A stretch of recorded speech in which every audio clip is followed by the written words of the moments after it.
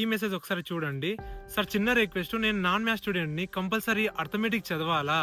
ఇదే కాకుండా చాలా మంది డీఎం అయితే చేశారు. ఎస్ఐ కానిస్టేబుల్ రావాలంటే అర్థమెటిక్ కంపల్సరీ చదవాలా సార్ అని. దానికి ఆన్సర్‌గా ఈ వీడియో అయితే చేయడం జరుగుతుంది. నా గత నోటిఫికేషన్‌లో 2018లో 0.25 తోటి నాకు ఉద్యోగం అయితే మిస్ అయిపోయింది.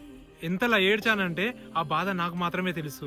ఎందుకంటే నేను ఒక అర్థమెటిక్ స్టూడెంట్‌ని, ఒక మ్యాథ్స్ స్టూడెంట్‌ని చాలా ఈజీగా తీసుకొని అర్థమెటికే కదా నాకు రాకపోతే ఇంకెవరికి వస్తుందనే చిన్న ఉద్దేశంతో దాన్ని పక్కనేసి ఈ వేరే సబ్జెక్టులపై ఎక్కువ ఫోకస్ చేయడంతో నాకు అర్థమెటిక్‌లో చాలా తక్కువ మార్క్స్ అయితే వచ్చాయి.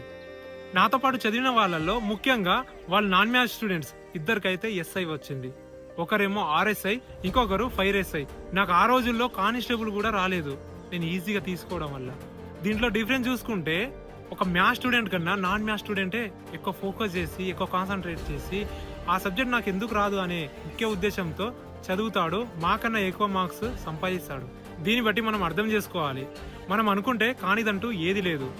ఒకవేళ పూర్తిగా అర్థమెటిక్ రాకపోతే బేసిక్ లెవెల్లో కొన్ని బుక్స్ అయితే మార్కెట్లో అందుబాటులో ఉన్నాయి. ముఖ్యంగా ఆర్ఎస్ అగర్వాల్ ఒక బేసిక్ స్టాండర్డ్ నుంచి హై స్టాండర్డ్ వరకు అర్థమయ్యే విధంగా ఆ బుక్ అయితే మనకు ఉంటుంది. కొన్ని టాపిక్స్ ఎంచుకొని ఒక లెవెల్ తర్వాత ఇంకో లెవెల్కి వెళ్తే మీకే అర్థమవుతుంది అర్థమెటిక్ ఇంత ఈజీనా అనిపిస్తుంది. నీకు ఆ బుక్ కూడా అర్థం కాకపోతే నువ్వు కంపల్సరీ ఇన్స్టిట్యూట్కి వెళ్ళాల్సిందే. ఒకసారి చూడండి, ఎందుకంటే అర్థమెటిక్ స్కోరింగ్ సబ్జెక్ట్. అర్థమెటిక్తో పాటు reasoning and English scoring subject కాబట్టి దీనిపై దృష్టి సారిస్తే చాలా మంచిది. Without arithmetic, without reasoning, without English we cannot get the job like SI constable. Thank you so much. జై హింద్.